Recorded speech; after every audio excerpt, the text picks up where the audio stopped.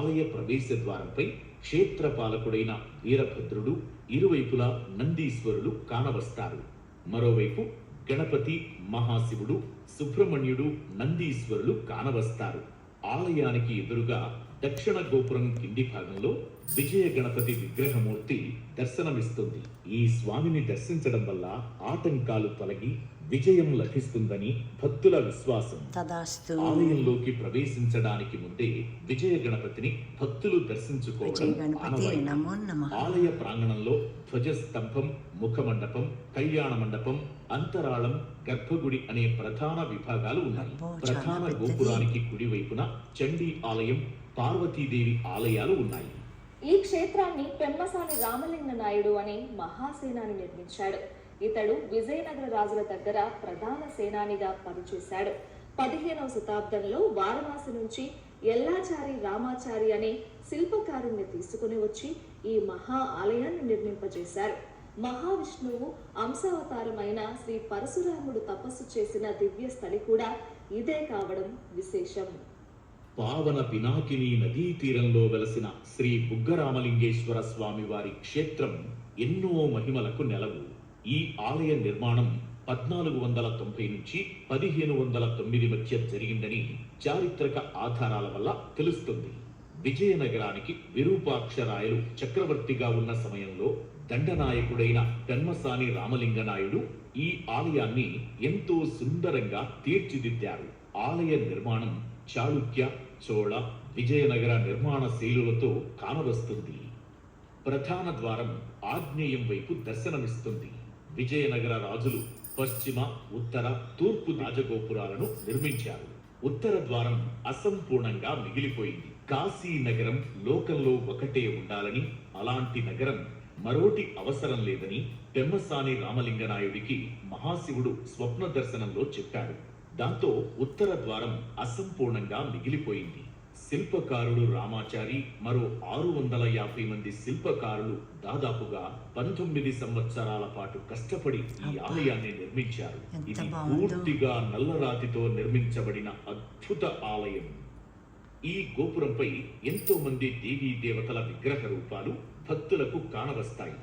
ప్రధాన ద్వారమైన దక్షిణ ద్వారం దగ్గర విజయ గణపతి విగ్రహం దగ్గరగా, మరోవైపు శృంగేరి మఠాధిపతి, విజయనగర రాజ్య స్థాపనకు కారకుడైన శ్రీ విద్యారణ్య స్వామి వారి విగ్రహ రూపాన్ని భక్తులు దర్శించుకుంటారు. పశ్చిమ ద్వారంపై రాతి పుష్పాలు, ఎంతో అద్భుత శిల్పాలు దర్శనమిస్తాయి.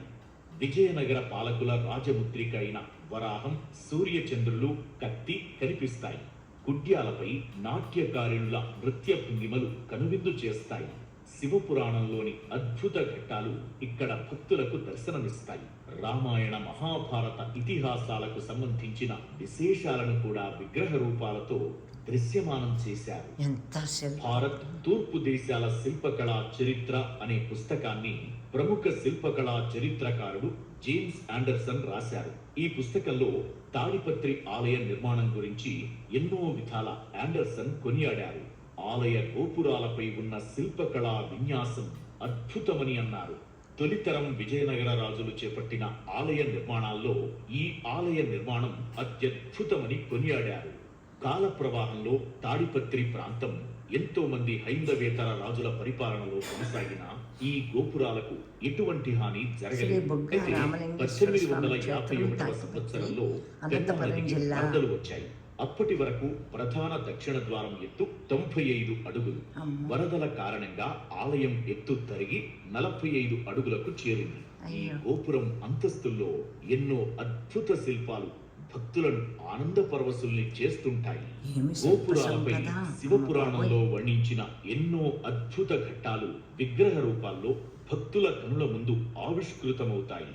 దక్షిణం వైపు ఉన్న గోపురంపై ఈ క్షేత్రానికి ప్రధాన క్షేత్రపాలకుడైన వీరభద్రుడికి ఎంతో విశిష్ట స్థానం కల్పించారు. పలుచోట్ల వీరభద్రుడి విగ్రహ రూపాలను భక్తులు దర్శించుకుంటారు.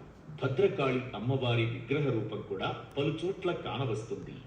దక్షిణ గోపురంపై శాంత స్వరూపంగా ఉన్న గజరాజులు పశ్చిమ గోపురంపై భీకరంగా కానవస్తాయి.